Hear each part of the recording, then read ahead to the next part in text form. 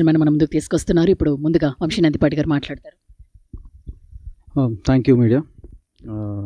మా ఇంట్లో మా ఆవిడతో కంటే ఎక్కువ మీ అందరితోనే ఎక్కువసేపు నేను ప్రతిరోజు బ్యాక్ టు బ్యాక్ ఏదో ఒకటి కలుస్తూ ఉన్నా. So but happy for that because I always say your all extended family. అదే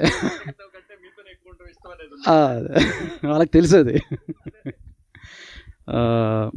ఓకే, సో మిస్ అమ్మ, అదిరిందయ్య చంద్రం, ఇంకేమున్నాయి సార్, టాటా బిర్లా, మధ్యలో లైలా, అంటే ఆ తర్వాత మళ్ళా అదే మన అందరిని అలరించిన హిట్ కాంబినేషన్ మన శివాజీ గారు, లయ గారు ఇప్పుడు మళ్ళీ మన ముందుకు రాబోతున్నారు.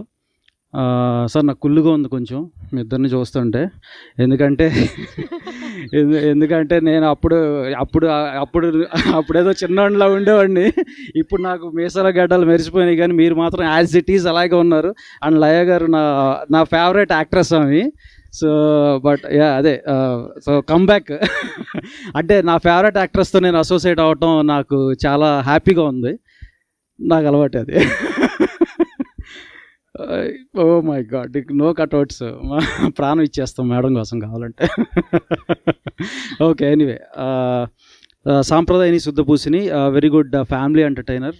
So Sampradayini Suppini Suddhapoosini very good family thriller and entertainer as Sai said. And ETV వాళ్ళు వేరు, మేము వేరు కాదు. సో మా సినిమాలు అంటే వాళ్ళే, వాళ్ళ సినిమాలు అంటే మాయే. సో ఈటీవీ వాళ్ళు చేసిన సినిమా అంటే ఒక ట్రేడ్ మార్క్ ఉంటుంది. అటువంటి సినిమా మళ్ళీ ఈ సినిమా.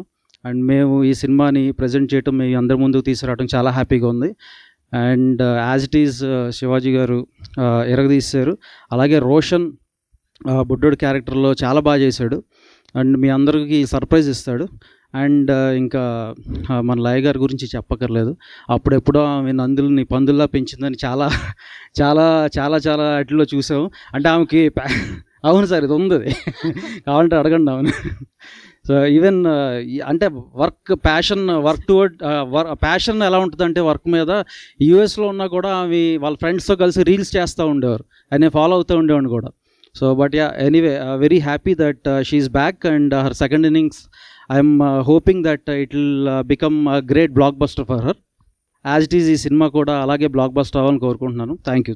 వంశీ గారు, మీరు చెప్పిన సామెత మాకు కానీ బనీవాస్ గారికి కానీ అర్థం కాలేదా? నందుల్ని పందుల్లాగా పెంచింది అప్పట్లో అని అనేవారు. అంటే అన్ని నంది అవార్డ్స్ వచ్చినాయి ఆమెకు అనేది, అది చెప్పా అంతే.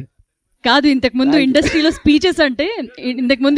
స్పీచెస్ అంటే ఒకరిద్దరు పేర్లు వచ్చేవి. ఇప్పుడు ఆ స్పీచెస్ లిస్ట్ లో మీరు కూడా జాయిన్ అవుతున్నారు అనమాట. ఇంకా అదేం లేదు, ఈ రోజుకి చాలా రండి నెక్స్ట్. Thank you.